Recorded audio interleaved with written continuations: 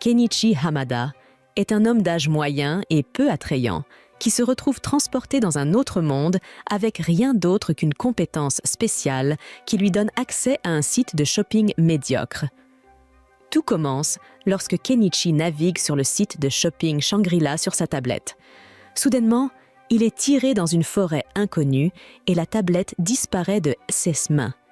Perplexe, Kenichi inspecte ses environs et réalise lentement qu'il a été transporté dans un autre monde. Pour confirmer ses soupçons, il ouvre le menu de statut, s'attendant à voir les options habituelles dans un monde de type jeu. Cependant, il ne trouve que 3 choix: Shangri-La, son site de shopping familier, une boîte d'objets et une poubelle.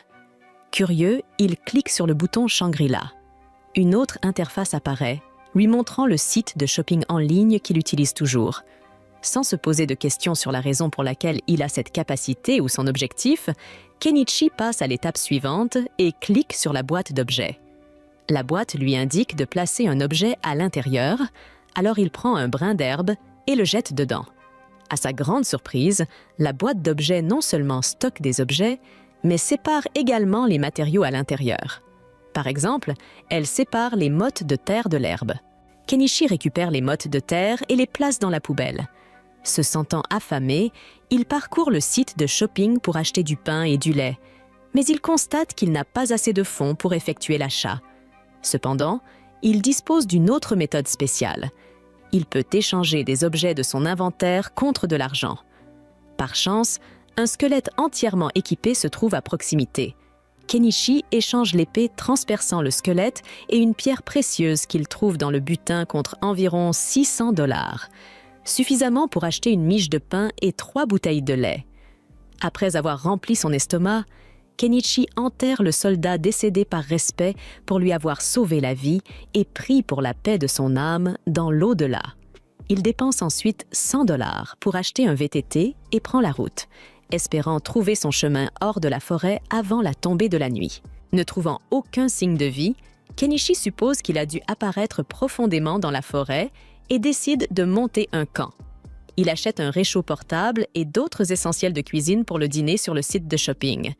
Malheureusement pour cet homme d'âge moyen, l'odeur délicieuse du curry attire des monstres à proximité, qui commencent à s'approcher lentement de lui avec un regard de pure soif de sang. Kenichi se tourne de nouveau vers le site de shopping et commence frénétiquement à chercher une arme. Il trouve un arc, mais, n'en ayant jamais utilisé, il passe son chemin et se résout à utiliser des feux d'artifice à la place. Il lance les feux d'artifice sur les monstres, s'attendant à ce qu'ils aient peur et s'enfuit. Cependant, ces monstres ne sont pas des chiens errants. Ils sont plus intéressés par leur nouvelle proie naïve. Le temps pressant, Kenichi achète une fronde et, à sa grande surprise, les comètes qu'il tire sont suffisamment puissantes pour infliger des dégâts sérieux aux monstres, les éliminant efficacement un par un. Après avoir vaincu suffisamment de monstres, Kenichi range rapidement tous ses objets dans la boîte d'objets et prend la fuite sur son VTT. Le matin suivant, Kenichi se réveille pour se retrouver allongé au milieu de nulle part et réalise qu'il a dû être épuisé à un moment donné et s'est endormi sans le vouloir. En inspectant ses environs, il remarque qu'il n'y a plus d'arbres devant lui et se rend compte qu'il a peut-être atteint le bord de la forêt. Pour confirmer sa position, il achète une échelle et des jumelles sur le site de shopping, utilisant l'échelle pour grimper à un terrain plus élevé. Il utilise ensuite les jumelles pour observer la distance, découvrant qu'il a atteint la périphérie d'une ville. Il marche avec empressement vers la ville quand, soudainement, un marchand nommé Fuyu manque de le renverser avec son char. Fuyu s'excuse et offre à Kenichi de le conduire à la ville de Dahlia. Voyant Kenichi hésiter, Fuyu le rassure en lui assurant qu'il ne lui demandera pas d'argent pour le trajet. Kenichi accepte l'offre et monte dans le char, remarquant une femme à l'intérieur. Fuyu la présente comme une barde voyageuse et une passagère. En voyant la tenue peu conventionnelle de Kenichi, Fuyu suppose qu'il n'est pas d'ici et lui demande pourquoi il se dirige vers Dahlia. Kenichi répond qu'il a l'intention de faire des affaires là-bas, ce qui intrigue Fuyu, puisque Kenichi est complètement sans ressources. Curieux, Fuyu demande à Kenichi s'il possède une boîte d'objets, Osea ou Kenichi ne sauraient pas ce que c'est. La femme fait la démonstration en faisant apparaître magiquement une guitare de nulle part, révélant qu'il s'agit d'une boîte d'objets. Kenichi feint la surprise et, jouant le jeu, la barde commence alors à chanter une chanson, rendant le reste du voyage de Kenichi vers la ville encore plus magique. Après être arrivé à Dahlia, Kenichi aide Fuyu à décharger son inventaire et lui offre un sac de poivre noir en signe de gratitude pour le trajet. En apprenant que Kenichi a l'intention de faire des affaires dans la ville, Fuyu devient préoccupé et lui chuchote un avertissement. Vendre du poivre est dangereux, car un syndicat puissant contrôle le commerce des épices, malgré tout.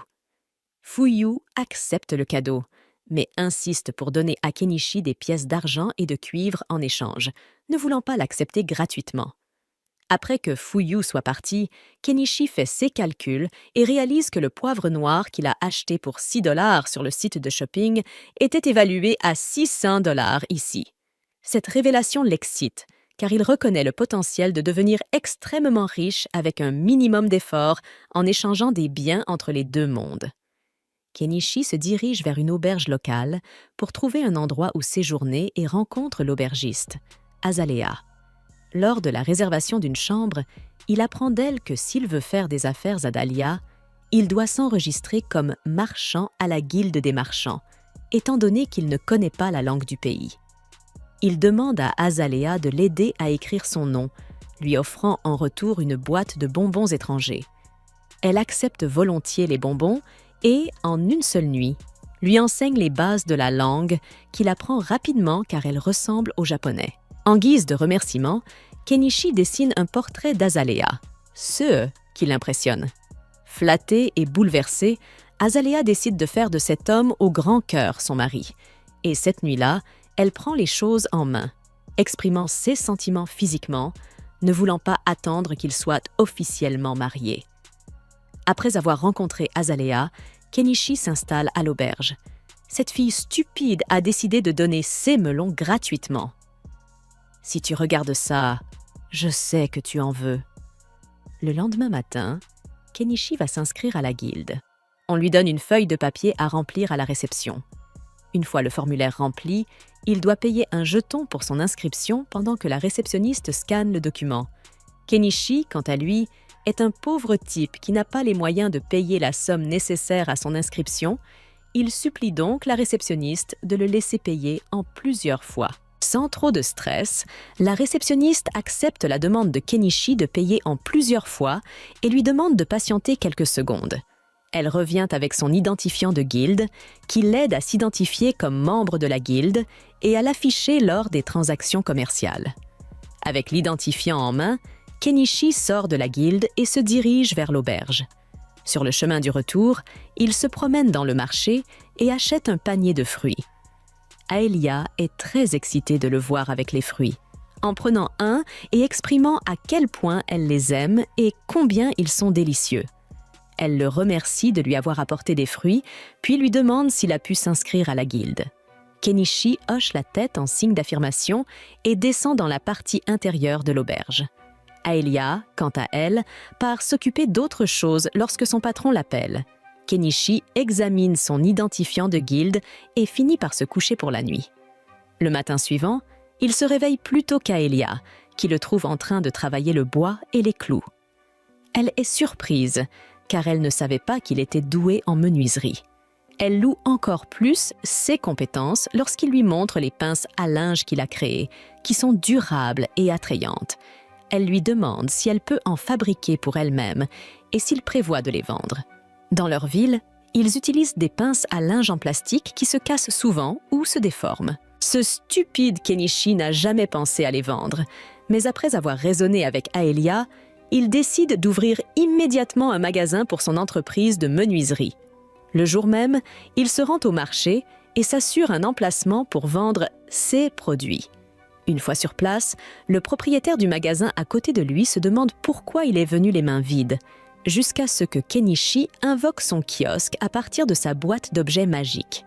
Il expose ses pinces à linge et d'autres articles à vendre, et il ne faut pas longtemps avant qu'un acheteur se présente. Kenichi lui souhaite la bienvenue, vend les pinces à linge et ils échangent des plaisanteries et quelques informations. Ils continuent ainsi pendant un certain temps avec d'autres clients jusqu'au soir. Kenichi a alors faim et décide de manger. Quelques minutes plus tard, un autre acheteur se présente, mais celui-ci est différent. Il a un sabre à son côté et est habillé de façon très responsable, dégageant une aura de grande classe. Kenichi pense que cet homme pourrait avoir beaucoup à offrir. Le jeune homme prend un couteau qu'il trouve séduisant et en demande le prix. Il perd presque la tête lorsque Kenichi lui dit qu'il coûte 2 silvers. Cependant, après avoir réfléchi un moment, l'homme trouve que le prix est justifié. Il change alors d'avis et décide d'opter pour un couteau long. Kenichi ne possède pas de grand couteau, mais il offre au jeune homme quelque chose d'encore plus précieux et attirant, une épée très longue, tranchante et brillante. Les yeux du jeune homme s'illuminent d'excitation, mais sa joie disparaît rapidement lorsqu'il entend le prix. Il pousse un cri de terreur lorsque Kenichi lui annonce que l'épée vaut un or. Bien que l'épée semble très bonne et durable, le jeune homme a du mal à refuser. Alors qu'il réfléchit sérieusement à ce qu'il doit faire, ils sont interrompus à la boutique. Avant qu'il n'ait le temps de continuer la négociation, une belle jeune femme, qui vient d'une lignée de monstres de la ville, fait son apparition. Elle est à peine à 1 pouce du propriétaire de la boutique et on dirait qu'elle veut l'embrasser. On pourrait penser qu'elle veut échanger ses lèvres contre ses biens après avoir joué un petit numéro de théâtre. Pendant ce temps, les serviteurs, dont l'apparence ressemble à de véritables monstres, aperçoivent un des tapis que Kenichi a utilisé pour construire son kiosque. Initialement, il pense à le récupérer, mais il réfléchit à le vendre et à en construire un autre pour lui-même. Il accepte de le vendre, mais les monstres maladroits ont du mal à en calculer la valeur, leurs esprits lents rendant la tâche difficile. Les autres propriétaires de magasins calculent le montant total, paient Kenichi, et lui disent au revoir. Le jeune homme, qui avait observé les monstres, décide d'acheter l'épée longue pour un or. Il voit la sincérité et le professionnalisme dans les affaires et les produits de Kenichi. Ce soir-là, Kenichi retourne à l'auberge après avoir réalisé un bénéfice important, ayant réalisé de grosses ventes pour la journée. Il paie les journées qu'il a passées à l'auberge et met de l'argent de côté pour le paiement échelonné de son inscription. Plus tard dans la soirée, alors qu'il se plonge dans un bain, Kenichi se sent insatisfait et décide d'acheter un grand tambour.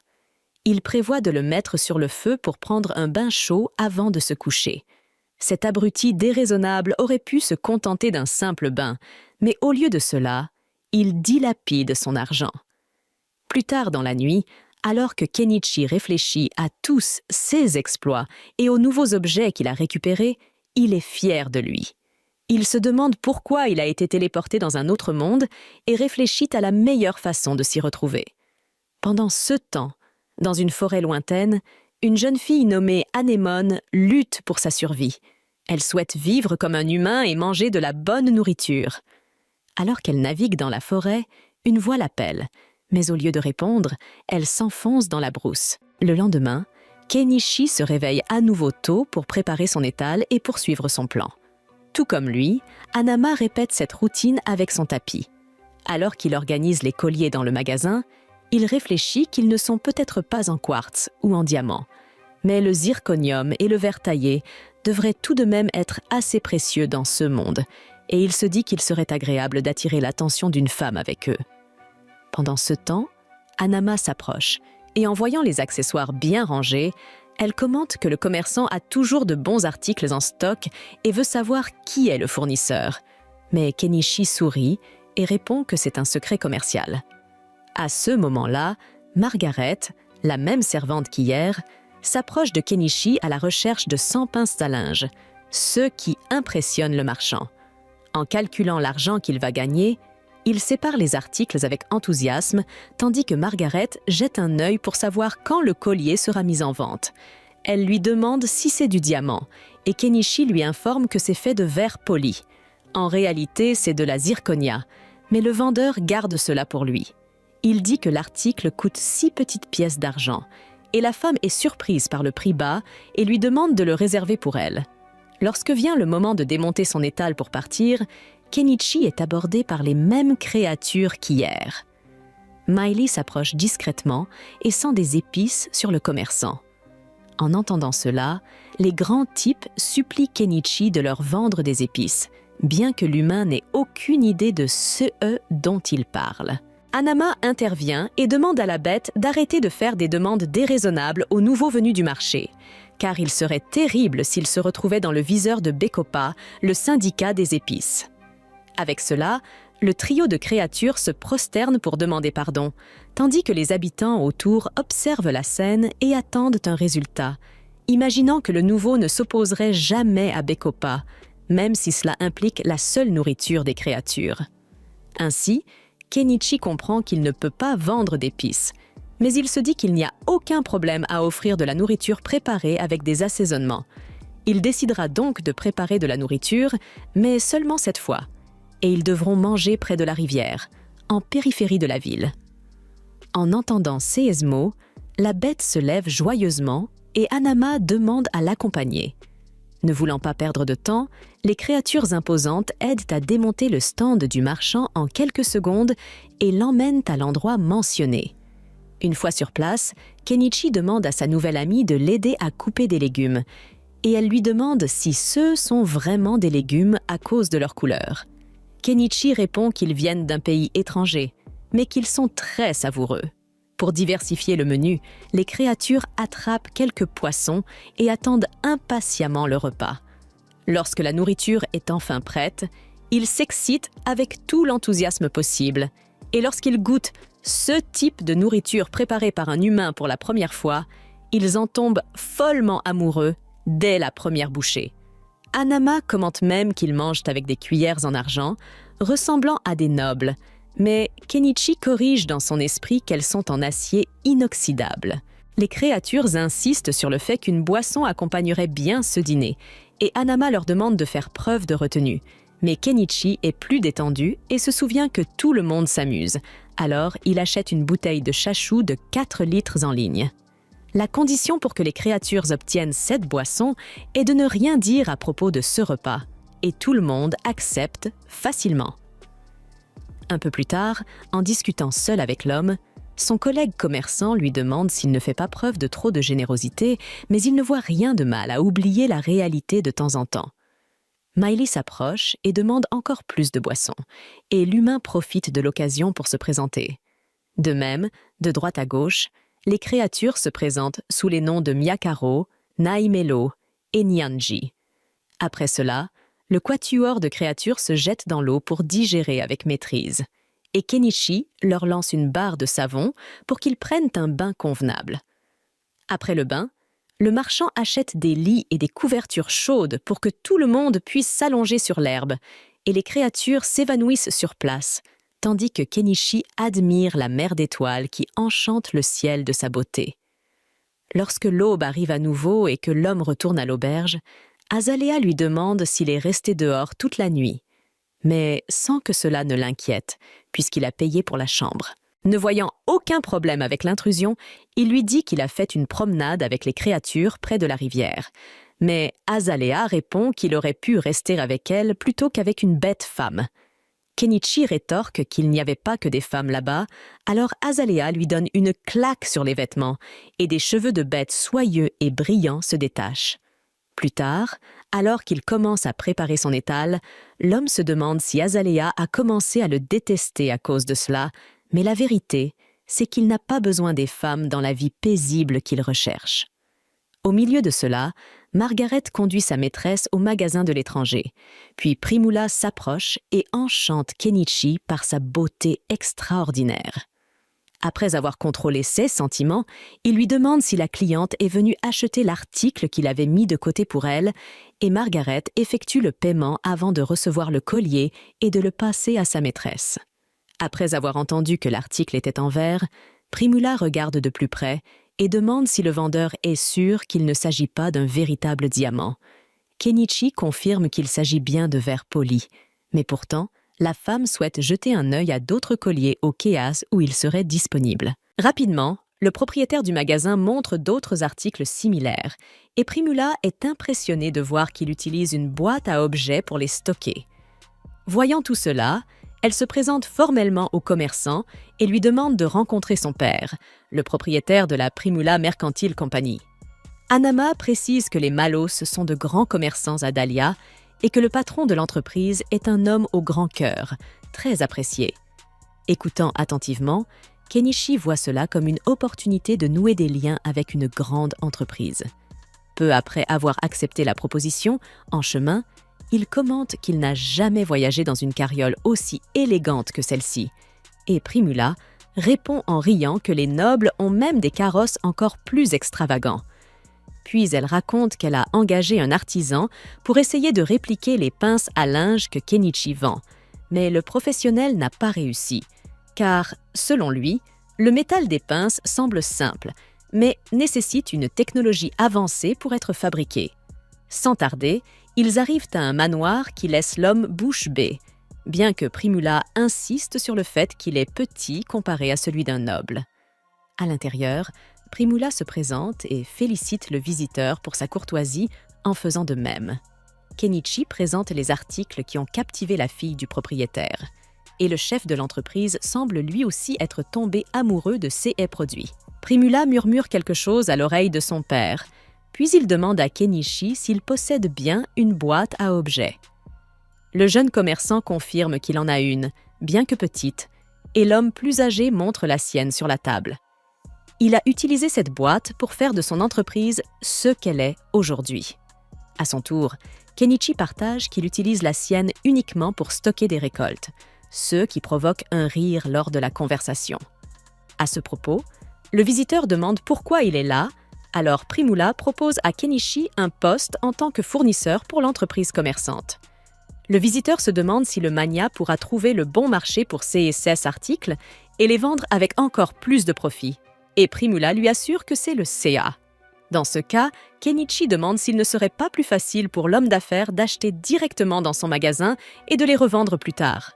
Primula remarque que Kenichi pourrait ne pas aimer cela, et il avoue effectivement qu'il ne le ferait pas.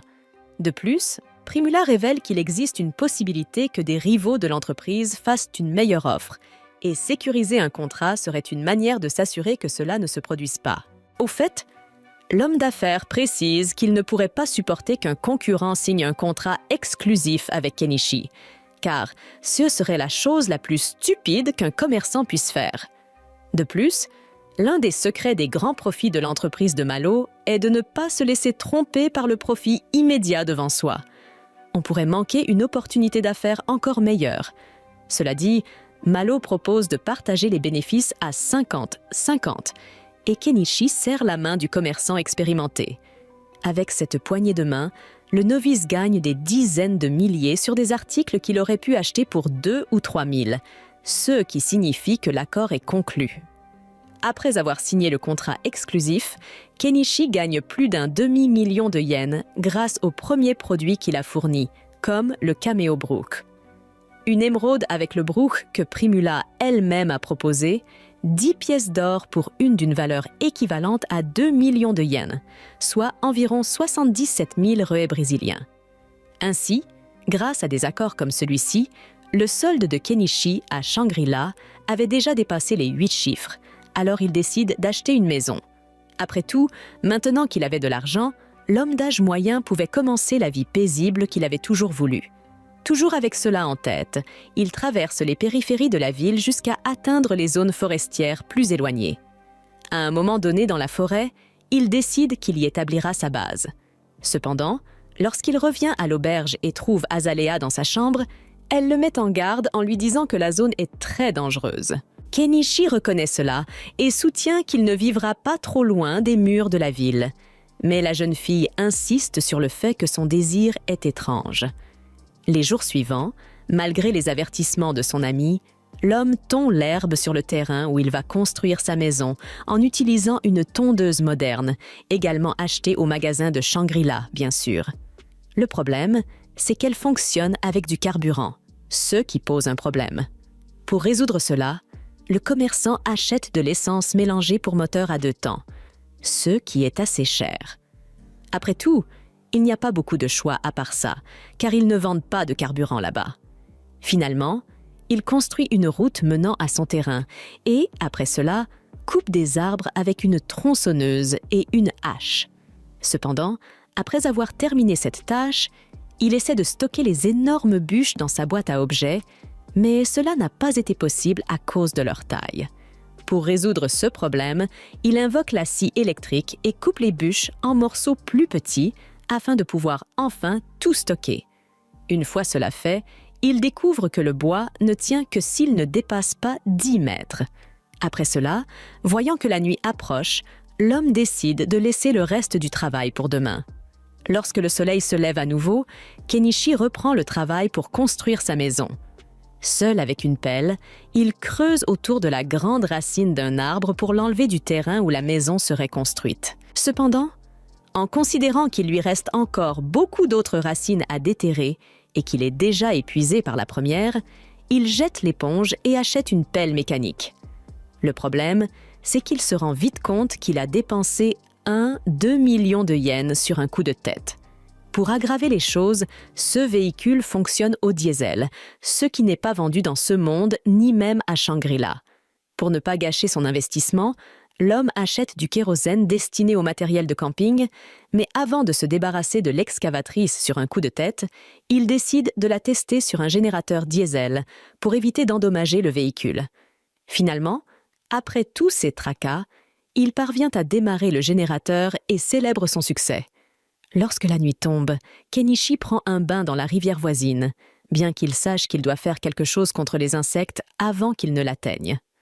À ce moment-là, l'homme se souvient qu'Azalea lui a recommandé une pierre répulsive contre les insectes vendus au magasin d'outils près du marché. Lorsque le matin arrive, Kenichi se rend là-bas et est accueilli par un vieil homme qui, selon le commerçant lui-même, ressemble beaucoup à un magicien. Alors que le vendeur commente qu'il n'a jamais vu Kenichi dans C&S contrées auparavant, il lui explique qu'il vient de l'extérieur. Et le vieil homme montre un intérêt pour l'achat de produits intéressants en provenance de terres étrangères. Kenichi demande si le magasin possède des pierres anti-insectes. Le vendeur lui tend la main et l'informe qu'elles coûtent 3 pièces d'argent, un prix que l'acheteur trouve trop élevé. Pour négocier, il offre 2 oranges, et le vendeur réduit le prix à 2 pièces d'argent en incluant les fruits dans le marché. Après avoir acheté la pierre, Kenichi installe sa tente et apprend de Manama que le vieil homme est une encyclopédie vivante sur Dahlia. Cela dit, l'homme remarque un avis de recherche sur le mur. Le criminel représenté est Chaga, le chef des bandits de la région. Pendant ce temps, au fin fond de la forêt, un homme vend la petite fille aux cheveux bleus, qui est placée dans un carrosse rempli de filles. Cependant, le carrosse est attaqué par la bande de Chaga en cours de route. Pour en revenir au protagoniste, il s'amuse avec son nouveau jouet à moteur diesel, arrachant toutes les racines au milieu de son intrigue. Malgré l'effort, tout cela n'est que le fruit de son rêve d'une vie paisible dans ce monde, bien que son bilan après l'achat de l'excavatrice soit plutôt triste. Un peu plus tard, Kenichi rencontre à nouveau Malo et Primulette dans l'espoir de leur vendre du sel et du sucre pour en tirer un bon profit. Malo teste le sucre et est satisfait de sa qualité, mais il ne peut pas l'acheter à Kenichi. L'État se réserve tous les droits sur le sucre et le sel, et Malo aurait donc des ennuis s'il les achetait auprès d'une source non autorisée. Cependant, le bon côté des choses, c'est que les bijoux que Kenichi lui a vendus auparavant se vendent comme des petits pains, et Malo aimerait bien en acheter d'autres immédiatement. Les bijoux supplémentaires que Kenichi vient de vendre lui ont rapporté 15 pièces d'or, soit environ 3 millions de yens. Il a donc maintenant assez d'argent pour acheter la cabane qu'il a trouvée dans son magasin. Pièces d'or, soit environ 3 millions de yens. Il a donc maintenant assez d'argent pour acheter la cabane qu'il a trouvée dans son magasin. Honnêtement, vous n'arrivez toujours pas à croire qu'il y a une cabane entière à vendre dans son magasin. Et ce, pour seulement 7 millions de yens. C'est presque trop beau pour être vrai, mais Kenichi ne veut pas rater l'occasion et achète la cabane. Malheureusement, la cabane doit provenir d'IKEA, car lorsqu'il l'achète, il se retrouve enseveli sous une pile de planches de bois et des instructions qu'il ne sait pas comment suivre. Il prend le temps de lire les instructions manuellement et, comme il le craignait, l'assemblage de cette chose va être une véritable galère. Mais comme il a déjà payé, il n'a pas d'autre choix que d'en finir. Alors que Kenichi commence à construire, les Beast Folk de tout à l'heure passent par là. Et en signe de gratitude, il décide d'aider Kenichi dans sa construction. Plusieurs semaines passent, et grâce à l'aide du Beast Folk, Kenichi a pu faire des progrès réguliers sur sa cabane tout en gardant son échoppe ouverte, et après un peu moins d'un mois de travail, la construction de la cabane est enfin achevée. Il n'aurait pas pu faire tout cela en si peu de temps sans l'aide des Beast Folk. Et pour les remercier, il organise une belle fête autour d'un barbecue. Cependant, même si la cabane est enfin terminée, il reste encore une tonne de choses que Kenichi doit faire par lui-même, comme peindre les murs et le toit et produire de l'électricité. Il lui a fallu un mois de plus pour s'occuper de toutes ses affaires, mais une fois que tout a été fait, la maison de Kenichi est complètement autosuffisante. Il a construit une clôture autour de sa maison et de sa ferme. Pour l'électricité, il a installé quelques panneaux solaires. Maintenant qu'il a enfin terminé de construire la maison de S.A. Rêve, la première chose que fait Kenichi pour fêter l'événement est de prendre un bon bain chaud. Cependant, il doit encore trouver un moyen d'avoir de la plomberie à l'intérieur, car il a dû faire plusieurs voyages à vélo pour remplir cette baignoire. Le lendemain matin, Kenichi retourne à l'auberge pour annoncer à Azalea qu'il a enfin terminé sa cabane dans la forêt et qu'il ne restera donc plus à l'auberge. Azalea est un peu surprise, car elle ne pensait pas que Kenichi était sérieux quand il a dit qu'il voulait construire une maison dans la forêt, mais elle est aussi heureuse qu'il ait pu atteindre l'un de ses objectifs, même si cela signifie qu'elle ne pourra plus le voir aussi souvent. Le lendemain, Kenichi se réveille dans sa cabane, et comme le temps est magnifique, il décide de sortir et de prendre quelques photos des fleurs locales, mais sa petite balade est interrompue lorsqu'il manque de se faire tirer dessus par une flèche. Kenichi est tellement surpris qu'il tombe de son vélo, mais d'autres flèches sont tirées sur lui, et il se met à l'abri derrière un arbre. Ceux qui tirent les flèches semblent être de nouvelles bêtes qui vivent dans la forêt, et pour leur défense, ils étaient là pour chasser, donc ils l'ont instinctivement attaqué. Mais même après avoir réalisé que Kenichi est l'humain qui a construit une maison dans cette forêt, il s'en fiche et décide de le tuer quand même. Kenichi n'a aucune idée de la raison pour laquelle ces bêtes l'attaquent, mais il n'a pas l'intention de rester les bras croisés et de les laisser faire ce qu'ils veulent, alors il fouille dans son inventaire et sort sa fronde pour riposter. Les bêtes sont un peu effrayées, car elles ne s'attendaient pas à ce que le faible humain se défende. Et elles commencent à réévaluer leur choix lorsque Kenichi leur lance des feux d'artifice et sort sa pelleteuse. Le peuple des bêtes n'a pas l'intention d'attendre de voir ce que cette chose peut faire. Alors, ils s'enfuient tous, et Kenichi se demande ce qui s'est passé. Mais juste à ce moment-là, il remarque un animal blessé qui crie de douleur au pied de l'arbre. Il a reçu une balle dans la patte et ne tiendra probablement pas longtemps si Kenichi ne fait pas quelque chose rapidement. Il s'approche du chat, mais celui-ci ne lui fait pas confiance et grogne lorsqu'il s'approche de lui. Kenichi ne veut pas se faire mordre. Alors il dépense un peu d'argent pour acheter une armure rembourrée au CAS où le chat essaierait de le mordre. Mais alors qu'il s'apprête à retirer la flèche, le chat se défend à peine. Il doit donc être à bout d'énergie. Il achète donc une bouteille d'alcool pour désinfecter la plaie, puis applique une crème antibiotique. Les blessures du chat ont été soignées, mais il n'y a toujours aucune garantie qu'il survivra à l'air libre, alors Kenichi décide de le ramener chez lui. Il installe une couverture pour que le chat puisse se reposer, mais il n'a toujours pas bougé d'un poil depuis qu'il l'a soigné, et il commence à s'inquiéter. Il n'a pas vu de vétérinaire depuis qu'il est arrivé dans cette ville, mais il y a peut-être une sorte de magie de guérison qu'il peut utiliser. Alors il va demander au sorcier ce qu'il en estimate. Le sorcier écoute l'histoire de Kenichi et se rend compte qu'il a dû trouver un lynx, mais il ne comprend pas pourquoi Kenichi voudrait prendre la peine de le soigner, puisqu'il pourrait facilement le tuer et vendre sa fourrure pour en tirer un bon profit. Le sorcier n'étant pas d'une grande aide, Kenichi retourne à l'extérieur, et comme il passe par là, Mail saute sur lui et commence à renifler autour de lui. Elle sent l'odeur d'un lynx sur lui, et son peuple considère les lynx comme des messagers de Dieu. Alors elle est très excitée et veut le voir de ses propres yeux. Elle suit Kenichi jusqu'à sa maison et dès qu'elle voit le lynx, elle peut déjà dire que sa blessure a été causée par le peuple des bêtes à chiens, alors elle couine pour leur faire payer. Pendant ce temps, le lynx semble aller un peu mieux, mais il continue d'essayer de lécher sa blessure, si bien que Kenichi est obligé de lui coller un cône sur la tête. Mail est impressionnée par les compétences de Kenichi en matière de soins de santé. Elle lui demande s'il est médecin, mais il lui répond qu'il sait juste prodiguer les premiers soins. Mail veut remercier Kenichi d'avoir sauvé le lynx roux, alors elle sort et chasse rapidement pour donner à Kenichi de la viande d'oiseau. Et une fois qu'elle a ramené sa prise, Kenichi la fait pousser pour leur dîner. Après le repas, Mail est épuisée et demande à Kenichi de la laisser passer la nuit ici. Kenichi lui demande si elle peut abandonner son travail et passer la nuit ici, mais elle s'inquiète plus du lynx roux que de son travail pour l'instant. Kenichi accepte de la laisser passer la nuit, mais il n'a qu'un seul lit. Alors Mail suggère qu'ils dorment ensemble et Mail se retrouve sur Kenichi plus tard dans la nuit. Quelques jours plus tard, le chat semble aller beaucoup mieux.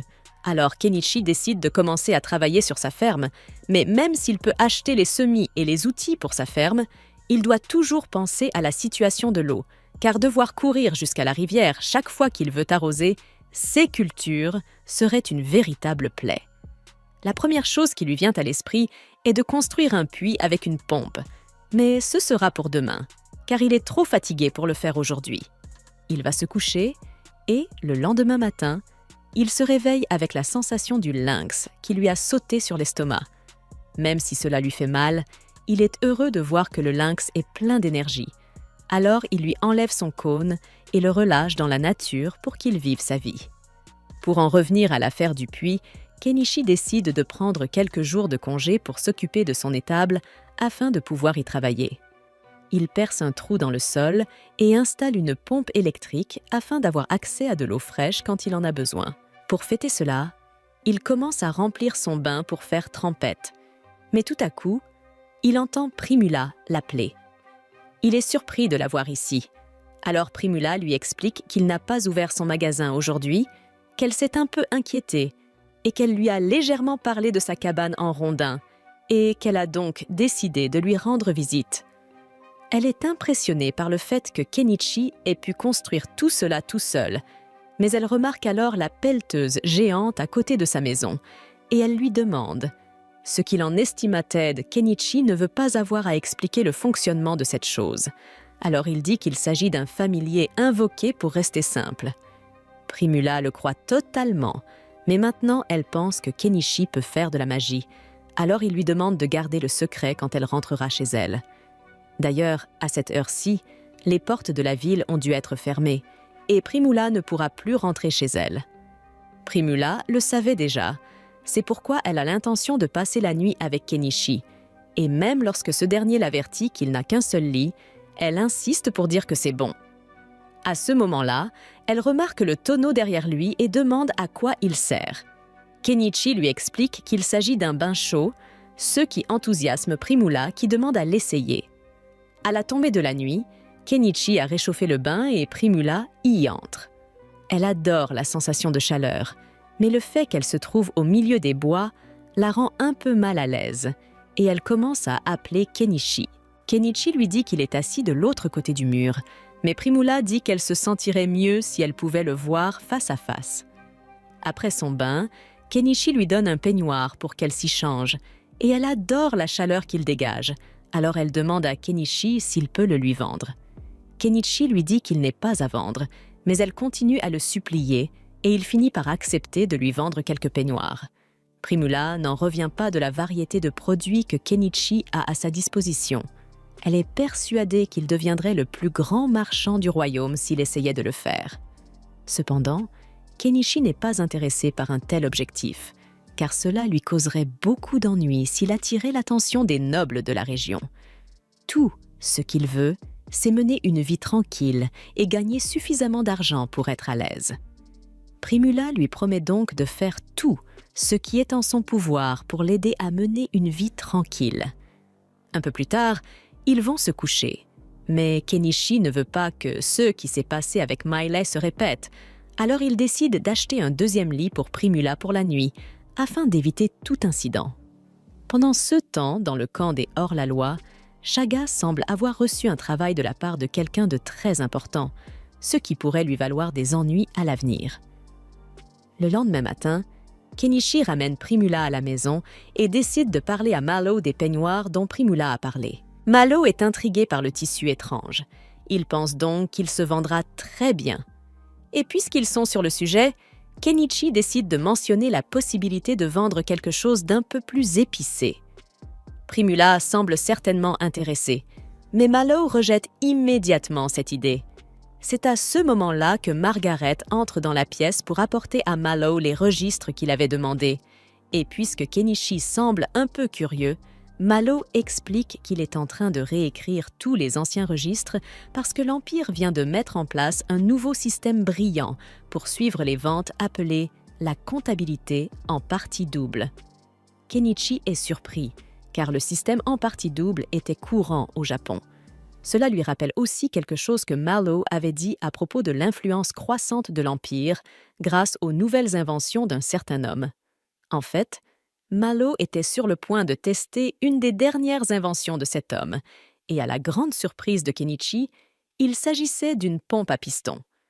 Kenichi avait déjà des soupçons à ce sujet, mais pour qu'une personne invente aussi facilement une pompe à eau avec piston, cela nécessiterait des connaissances préalables sur son fonctionnement, ce qui signifie qu'il pourrait y avoir quelqu'un d'autre dans ce monde qui a été envoyé ici du Japon, et Kenichi est légèrement inquiet car il a désormais de la concurrence. Au cours des jours suivants, Primula rendrait occasionnellement visite à Kenichi et passerait la nuit chez lui. Mais ce soir est spécial, car elle va partir en mission pour un approvisionnement demain et ne pourra pas le visiter pendant un certain temps. Elle demande à Kenichi s'il a encore cette nuisette épicée, car elle aimerait la lui acheter. Alors Kenichi lui demande si elle essaie de séduire un homme, et Primula répond en disant que c'est lui qu'elle cherche. Kenichi ne sait pas comment répondre à cela, mais il ne pense pas que ce soit approprié pour lui d'avoir ce genre de relation avec Primula, surtout qu'il est ami avec Malo. Et Malo n'accepterait jamais que Primula se mette à fréquenter un vieil homme comme lui. Cependant, Primula dit à Kenichi qu'elle a déjà obtenu l'accord de son père, donc cela ne posera pas de problème. Malgré tout, Kenichi a encore beaucoup trop de choses à faire en ce moment. Il ne peut donc pas gérer une relation pour le moment et demande à Primula si elle serait prête à mettre la discussion sur la relation de côté pendant un certain temps. Primula comprend, mais elle dit qu'elle aimerait partager le même lit que Kenichi au moins une fois avant de partir, même si c'est juste pour dormir à côté de lui. Le lendemain matin, Kenichi reçoit la visite inattendue d'un chevalier, et il s'avère que c'est le gars à qui il a vendu son épée la dernière fois. Il s'appelle Norse Ball et a été envoyé ici pour enquêter, car on a signalé la présence d'un vieil homme étrange dans les bois, mais comme il connaît déjà Kenichi, il peut affirmer qu'il ne se passe rien de sinistre ici. Mais avant de partir, il raconte à Kenichi une nouvelle intéressante qu'il a entendue récemment. Il y a un mage dans l'Empire qui a créé ce merveilleux condiment appelé mayonnaise, et il est en quelque sorte vaincu de la conduite avec ce condiment. Pour Kenichi, il ne fait aucun doute que cet homme mystérieux doit venir du Japon, et avec tout ce qu'il a accompli jusqu'à présent, Kenichi se sent vraiment surclassé ici.